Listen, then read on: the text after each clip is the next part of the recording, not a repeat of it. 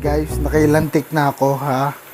Napakita ko na sa inyo yung ating ng ating polar at toffee parrot fish. Papakita ko sa inyo mamaya yung clips na kasama pa yung mga parent nila.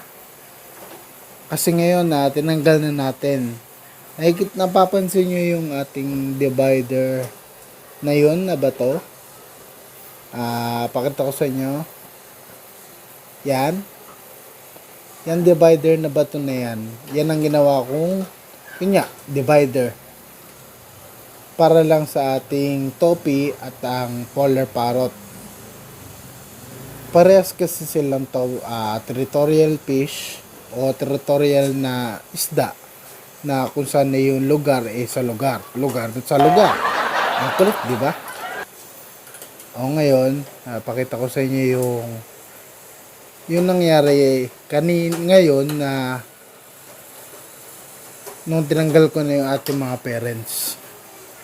Kanina kasi, mga guys, may kikwento ko sa inyo. Kanina, alam nyo ba, andito lahat ng fry ng toffee parrot natin. Kasi nandyan pa ang parents nila. Ngayon, nagtataka ako na wala. So, hinanap ko. Yung pala, nandito lang. Sumama na sa ating polar parrot. Mamaya ko na i-zoom para ma-excite kayo mga kaibigan. Nandito pala ang ating mga toffee parrot. Okay. Ayan ang ating mga toffee parrot, mga kaibigan.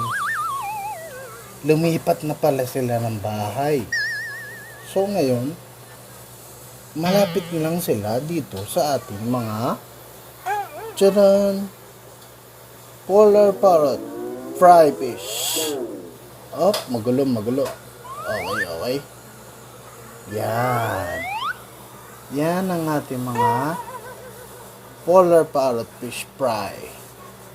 Ito ang ating toffee parrot fish fry. Papansin nyo, pinagsama ko sila para paglaki nila, hindi sila maguluhan. Magkakaibigan sila mga kaibigan. Parang tayo, magkaibigan, pero walang koneksyon. Napansin nyo rin yung ating punong-punuan. DIY ko lang yan mga kaibigan.